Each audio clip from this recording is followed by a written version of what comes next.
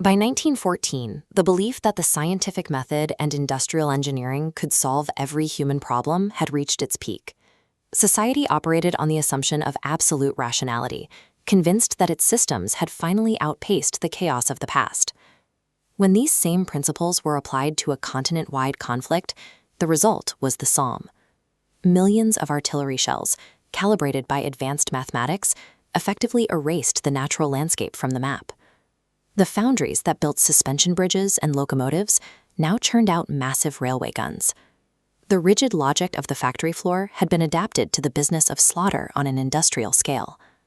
This conflict functioned as the ultimate expression of the modern age, a system of maximum mechanized efficiency calibrated for the production of death. Georges Duhamel documented this human wreckage firsthand.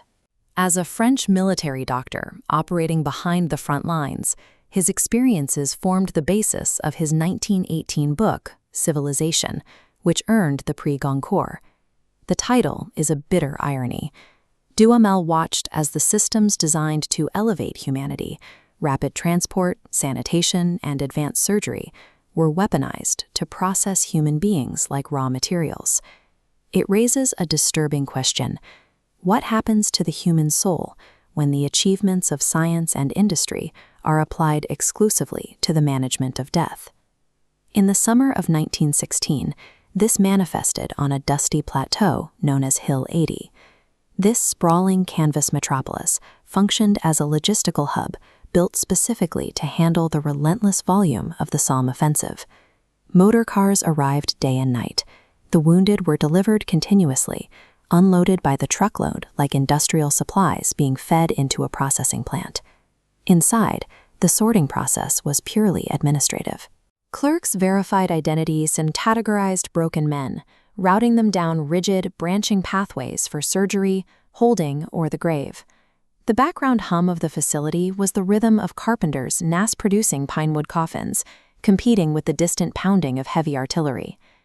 When stripped of its medical flags, the operation reveals itself as the calculated, bureaucratic administration of a massacre.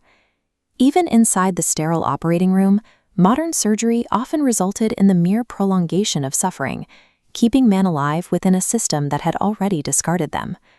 A patient named Cousin illustrates this perfectly. Having lost his legs to a torpedo, he lay in his bed enthusiastically pitching post-war business plans, entirely unaware that he was actively bleeding to death into his own sheets. Lieutenant Dausch, another casualty, spent his days walking the grounds of a recovery chateau. His doctors knew a piece of shrapnel was lodged impossibly deep in his brain, yet they allowed him to wander in a state of fatal ignorance.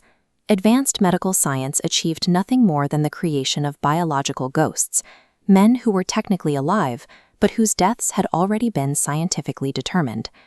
This rigid efficiency created an absurd friction when it collided with the messy reality of actual human bodies. Duhamel recounts a night at a sprawling railway junction where a transport soldier named LeMahieu had been crushed by a train. The narrator spent the night searching for a place to put the remains. The rail network could coordinate 60-car munitions trains and troop transports down to the minute, yet it had no room for a single dead body. A corpse simply disrupted the schedule. While the bureaucracy treated the dead as a nuisance, high society treated the wounded as poetic props. Wealthy elites, like the woman Duhamel calls the Lady in Green, toured the wards in beautiful clothes, offering theatrical platitudes to men who had lost their faces. To function at this scale, the entire apparatus required total emotional detachment, rendering the society that orchestrates the war profoundly inhuman. The tragedy of the early 20th century was that the scientific institutions built to protect mankind ended up trapping him in an industrial meat grinder.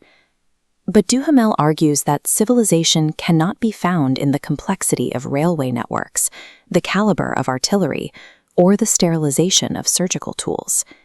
In this view, the true measure of a civilization is a society's capacity for empathy, regardless of its industrial or scientific achievements. Through the administrative coldness, the only remaining spark of true humanity was found in the quiet, tragic dignity of the individual victims.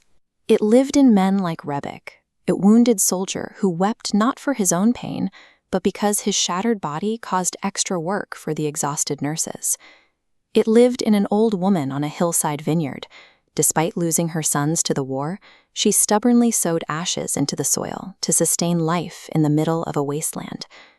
When a society prioritizes mechanical efficiency over empathy, it forfeits its right to be called civilized. True civilization survives only in our capacity to care for the broken.